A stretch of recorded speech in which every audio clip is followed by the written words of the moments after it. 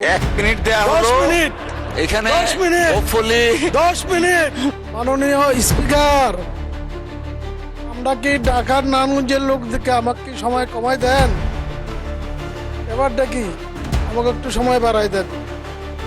আমরা নারায়ণগঞ্জের লোক, নারায়ণগঞ্জের উপর দিয়া Dhaka Chattogram road, Dhaka Sylhet road, Asian highway road, কিন্তু এবং এই সোনারগাঁয়ে মেঘনা শিল্পনগরীতে অনেক বড় বড় ইন্ডাস্ট্রি, কিন্তু আমাদের এলাকার লোকে কোনো চাকরি পায় না।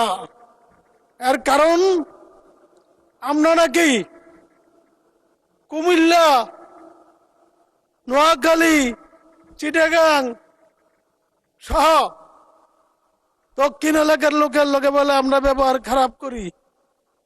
কি বাজে খারাপ করলাম সেটাই জানি না। আমার মুরব্বী এই যে বসে আছে সামনে,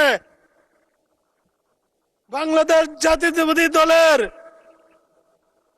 স্থায়ী কমিটির সদস্য ডক্টর মোশাররফ খন্দকার মোশাররফ সাহেব, আমরা অনেক অত্যাচার নির্যাতন বিগত 16 বছর সহ্য করেছি, বহুত মামলা খেটেছি, বহুতবার জেল খেটেছি।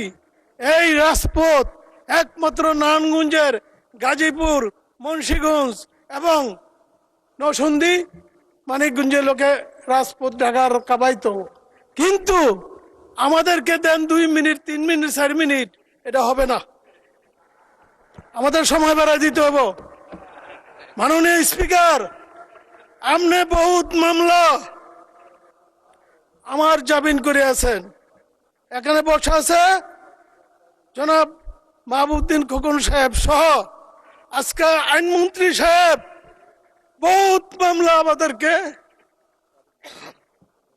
বেল করেছে, কিন্তু চকটি নারায়ণগঞ্জে নিম্নে কোর্টে গেছি তখন 40 জন, 50 জন, 60 জন, 70 জন এক লগে এই জেলখানা যাবতে ঢুকতে হয়েছে। মাননীয় স্পিকার, আপনি জানেন আমরা কিন্তু নারায়ণগঞ্জের লোক। আমার এখন হলো দাবি, আপনি যখন সুযোগ দিয়েছেন আপনাকে ধন্যবাদ। এখন আমার দাবি, মাননীয় স্পিকার, সোনারগাঁয়ে একটা হসপিটাল আছে 50 শয্যার, কিন্তু লোক বল 31 শয্যার, কোনো মেশিনপত্র নাই। আমি আমাদের পাশের এলাকার পাশের থানা নরসিংদী থেকে আজকে স্বাস্থ্যমন্ত্রী হয়েছে। ধন্যবাদ মাননীয় সদস্য। 1 মিনিট দেয়া হলো। 10 মিনিট দিতে হইব। 1 মিনিট দেয়া 10 হলো। মিনিট এখানে 10 মিনিট হোপফুলি 10 মিনিট 10 মিনিট দিতে হইব আমাকে।